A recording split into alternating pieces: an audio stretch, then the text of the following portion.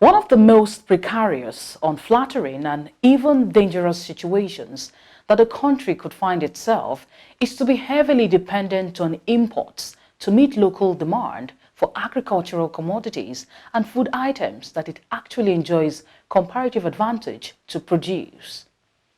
Now, the situation becomes more concerning when the import dependencies for agricultural commodities and food items that a vast majority of the country's population consumes heavily every day. Good evening, my name is Chinemerem Joseph, and it is my pleasure once again to welcome you to today's edition of the program. Now, a nation that is dependent on imports to feed her citizens is in an uncomfortable situation because of the dire economic consequences. Not only does the trend deplete foreign reserves because import bills are settled in foreign exchange, it also worsens unemployment in the local economy. This is because with every metric ton of food imported by a nation, it only succeeds in generating employment in the countries shipping the commodities while throwing workers in the competing industries in our own economy into the labor market. And there is yet the national security threat angle to the trend, as no nation can be said to be fully secure and independent if it depends on other countries to feed its own people. Now, this explains in a nutshell why the Central Bank of Nigeria, CBN, in the discharge of the developmental aspect of its core mandates, has been intervening in the food commodity value chain of Nigeria's agricultural sector. The interventions are especially in those commodities that Nigeria has comparative advantage in producing, but yet imports to the tune of several billions of dollars annually to feed her people. The objective is to not only eliminate the importation of such commodities, but to also produce them in large quantities that she will have leftovers to export and generate exponential returns in foreign exchange. In this episode of the program, we review the intervention of the CBN in the cocoa value chain. Happy viewing.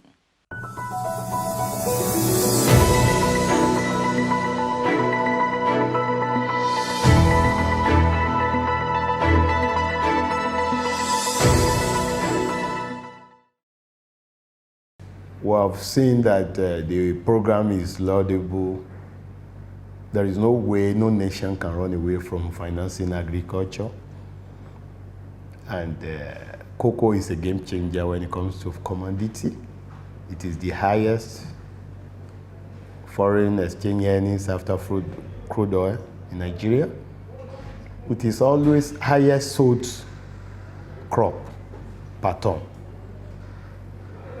And on this basis, the continuous support of CBN is very necessary. The effort of the CBN is commendable, is laudable, and is also achievable. We thank the federal government for assisting the farmers in various ways, and also the CBN precisely about the incentives given out to farmers, to cocoa growers. To those familiar with the lofty pedigree of the cocoa subsector of Nigeria's vast and robust agricultural sector, the current state of the nation's cocoa industry cannot but evoke feelings of despair and regret.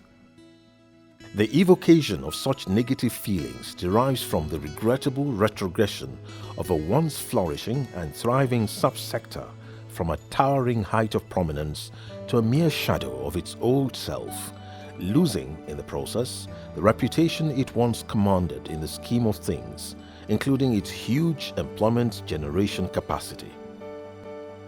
At the height of its glory, especially in the period before and immediately after Nigeria attained political independence from the British colonial overlords in 1960. The cocoa industry was a major contributor to foreign exchange earnings for the country.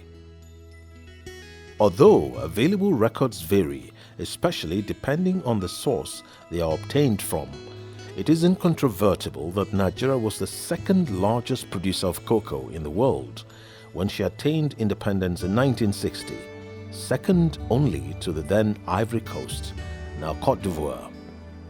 With annual output in that period fluctuating somewhere around over 500,000 metric tons per annum, but never below 400,000 metric tons per annum, the average production of cocoa in Nigeria in the early 1960s never dropped below 420,000 yearly. Nigeria fared so well in the production of cocoa that this magnificent high-rise building, the Cocoa House, which bestrides the skyline of Ibadan, capital of Oyo State, was built with the proceeds of cocoa production by the government of the then Western region. When it was inaugurated in August 1965, the Cocoa House was reported as being the tallest building in tropical Africa, attesting to the huge prominence cocoa enjoyed in the economy of Nigeria in that era. Unfortunately, the production output of cocoa began witnessing a decline from the advent of the oil boom era in the 1970s, and today production stands at an average of about 250,000 metric tons per annum. From deriving a huge chunk of our foreign exchange earnings at independence in 1960 from cocoa and being the second largest producer of the commodity in the world, Nigeria had by the 1970s slumped to a distant fourth position behind Côte d'Ivoire, Indonesia and Ghana. Indeed, cocoa production in Nigeria had dropped to a dismal figure of about 170,000 metric tons per annum in 1999. Although production rose dramatically to over 380,000 metric tons in the period between year 2000 and 2010, there was yet another slump in output in 2017, and today total output of cocoa production in the country stands at an unimpressive average figure of 250,000 metric tons per annum. Even as Nigeria still remains a major producer of the commodity, the fact remains that she has suffered a sharp decline in output when compared to the results it posted in cocoa production before and immediately after independence. Curiously, Nigeria's neighbors Côte d'Ivoire and Ghana, with which she has been competing in cocoa production for a couple of decades now, had continued to excel and ramp up their output of the commodity in exponential proportions over the same period. Cocoa was the main export produce in Nigeria in the early 70s and 80s and even 60s. The reason being that we have not discovered oil, or we just discovered oil and the oil has not been the major source of revenue for the country. We're producing about 420,000 tons per annum around that period.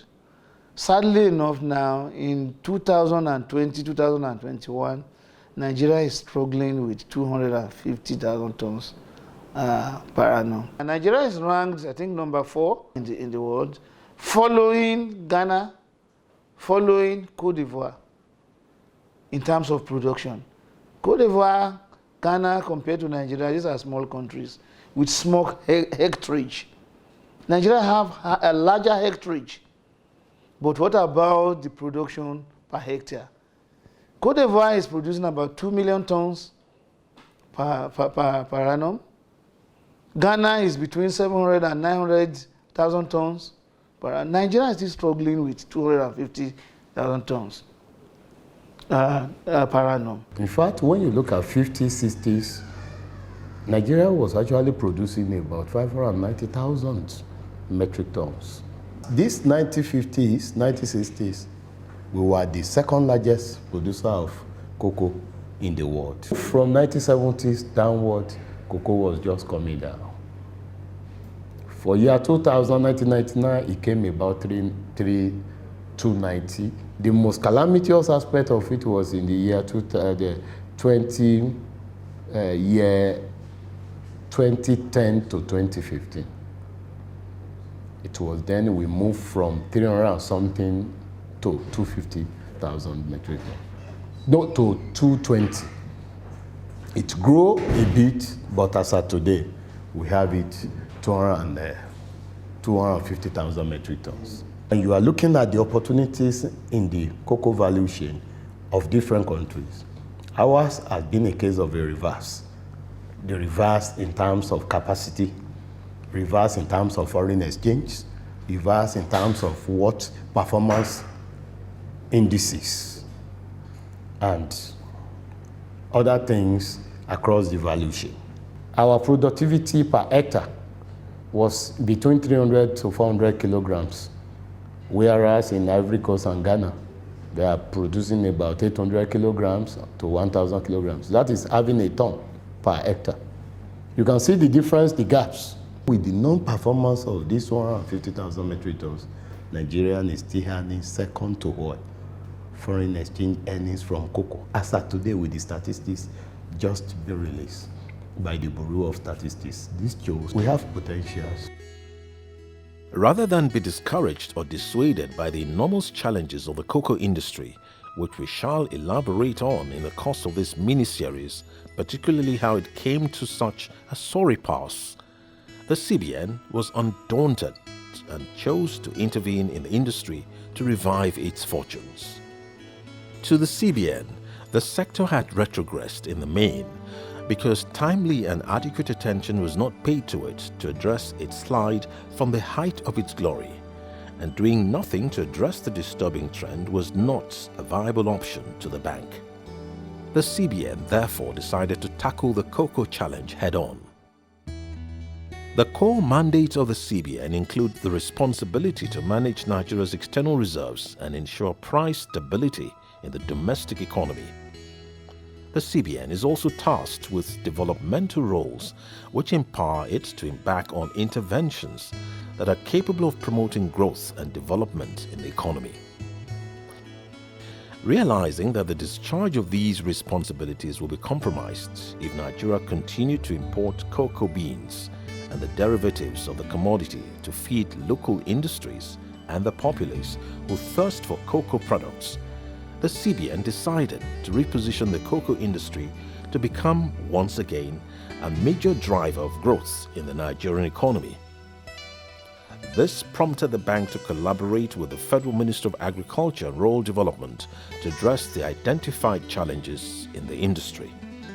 The move was encouraged by the huge successes recorded in the intervention of the CBN in the rice production value chain through the platform of the Anchor Borrowers Program, ABP. As a first step to confronting the challenges of the cocoa industry, the CBN decided to include cocoa in the list of focal commodities under the ABP. Moving further ahead, the bank sought to increase the output of Nigeria's cocoa beans production by 10% year on year, increase the quality of Nigeria's cocoa beans, and enhance the price of cocoa beans produced in the country. It also embarked on collaboration with relevant stakeholders to develop a roadmap for the revitalization of the industry. The CBN believes that by adopting measures to increase Nigeria's global market share of cocoa products, there would be accretion to the country's foreign exchange reserves through cocoa exports and a decline in its imports. More importantly, the CBN expects that through its intervention, the sector's employment generation capacity will be boosted. To help mitigate the challenges in the industry, the bank had in 2020 extended a total facility of close to 11 billion naira in the cocoa value chain through its various interventions. This was an interim measure ahead of the release of a more holistic program that will be implemented after the roadmap for the intervention in the industry is unveiled. September 2020, money was released about 723 million naira. Released for us for 1,221 cocoa farmers beneficiaries across 10 states, where we have Ondo, we have Ekiti, we have Kwara, we have Oyo, we have Ogun, we have Osun, we have Cross River, we have Abia, we have Delta, we have Edo State. We can see that we're happy because we have seen a boost in the economy of these beneficiaries, cocoa farmers. And we have also seen a boost in the economy of the local communities these farmers actually came from. But let me also say a journey of thousands might start with a step. It's about getting it right. That's why we must applaud the CBN through Mr. President for looking at it that cocoa is a game changer when it comes to solving the foreign exchange deficit. It was a very fantastic and acceptable offer to the farmers. We appreciate the effort of the CBN for doing that. And we want them to do more of it. What they did the other time has helped in reducing the stress of the farmers looking for money to buy inputs, to buy chemicals, to tackle the problems on their farm. So we want more of this. CBN in Benin, in Edo State, approached me in my office to request if there will be farmers that will need their assistance in order to boost their farm produce. So I recommended the Cocoa Farmers Association. So I brought them together for them to discuss how they will be able to finance them. So eventually, the CBN gave loan to 214 farmers, and they are doing very well. Yes, I can see the great improvement in their farm so far. We have been with CBN, we have been enjoying their intervention, and we are hoping to see get more of it. For instance, in 2019, on those who benefited from the CAS, that's Commercial and Community Agricultural Scheme, Commercial Agricultural Credit Scheme,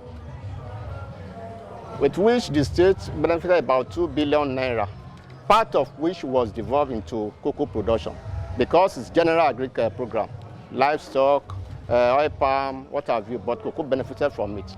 And now, part of what we benefited, we are using in starting a farm in Ondo State, a 2,000 hectare cocoa farm, model cocoa farm, which we call the Ijugbere model cocoa farm. Yes, CBN have been there. I think some of the officials in the DFI also. They came to our farm in 2020, last year, I think July or so last year. They came and they said, you are going on 2,000 hectares. Why not do something bigger? I said, yes, if the funding is there, then they now promise us that there is another scheme, AADS. I can't recollect the Agricultural Development Scheme, something like that, that we can benefit from that. And now we have agreed that we are increasing the size of that farm to 8,500 hectares. So we are in good rapport with CBN. Even as the roadmap that will drive the program to reclaim the lost glory of the cocoa industry is presently on the drawing board, some stakeholders that will play significant roles in actualizing and ensuring the success of the Cocoa Transformation Initiative of the CBN are already bracing up for action. One of such stakeholders is the Cocoa Research Institute of Nigeria, CRIN. Established on December 1st, 1964, CRIN succeeded the Nigerian substation of the defunct West African Cocoa Research Institute. By virtue of the Nigerian Research Institute Act No. 33 of 1964, the scope of the mandate of CRIN was expanded beyond that of its precursor organization to include cola and coffee. Today, CRIN has a mandate on 5 crops, namely cocoa, cola, coffee, cashew, and tea. The institute is based in the Idianyure axis of the old Ibadan-Ijebu-Ode road. Most critical aspect of its mandate is its tasking to translate research results and improved technologies into practice among farmers in order to improve production and socio-economic life of the people. As it is well known, One of the foremost steps to boost the yield of crops through deliberate interventions and other targeted measures to achieve similar objectives is the use of high-yielding seeds. Such seeds are specially produced and developed to planting materials known as seedlings, which are seen here to generate exponential increase in yield per hectare for the crop under focus. Knowing that it has a key role to play to ensure the success of the program to be rolled out by the CBN for the transformation of Nigeria's cocoa industry through the development of high-yielding seedlings, CRIN has been alive to its responsibilities in that regard. With the initiative it has embarked on to develop high-yielding seedlings for cocoa farming in Nigeria, and given the necessary support to consolidate on the stride it has made to date in that regard, it is certain that the CBN intervention in the cocoa industry will succeed. The yield of the cocoa plantations in Nigeria. The yield of the cocoa plantation in Nigeria is about 400 to 500 kg per tree per year, as compared to what obtains in Ghana and Cote d'Ivoire, where we have over 1,000 to 1,500 kg per tree per year.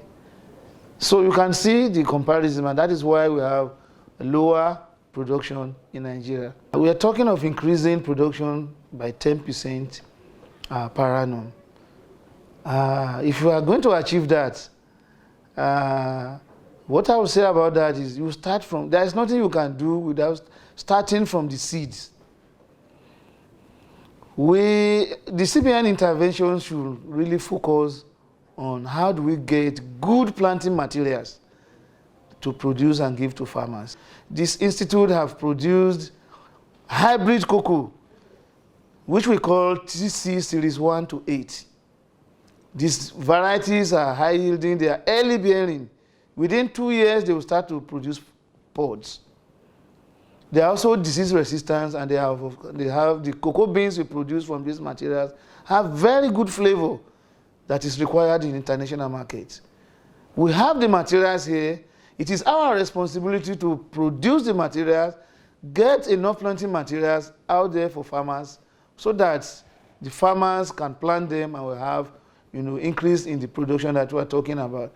But as all the TC materials that the Institute now produced, that we have on ground now, that we are distributing to farmers, can start fruiting after 2 years. It can produce 1,000 to 1,500 kg per tree per year. So we can match Cote d'Ivoire and even surpass them if we have the necessary support that we need to be able to produce these planting materials in mass and distribute to farmers for planting.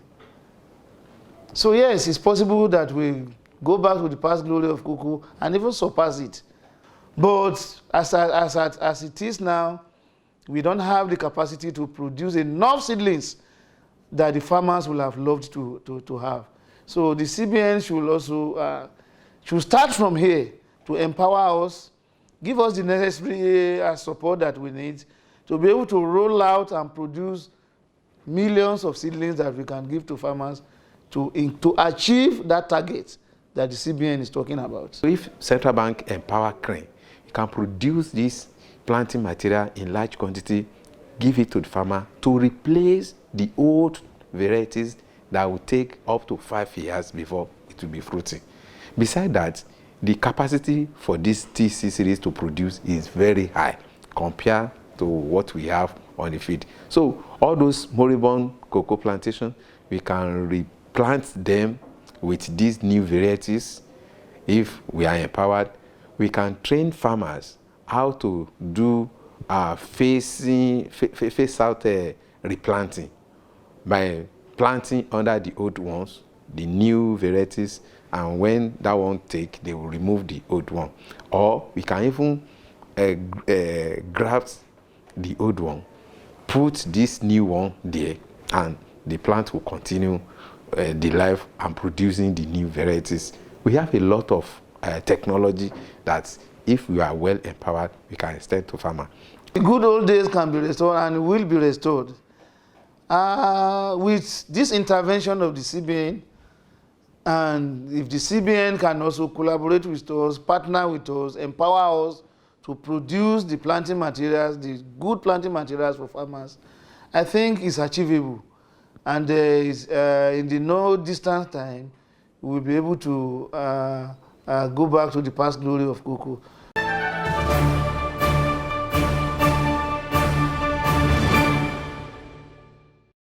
I'm glad to be back with you. You will agree with us that it took many years of neglect for the cocoa industry to get to the sorry state in which it is today. As a result, the story of the effort of the CBN to revive the industry cannot be tackled in a single episode of the program. But this is how far we can go on this edition of the program on the bank's initiative to restore the lost glory of the cocoa sector. To join us again next week when we bring you yet another episode of the program. And of course, we wish our viewers a new year filled with joy and happiness and the realization of set goals. See you again next week on You and the Economy. Bye-bye.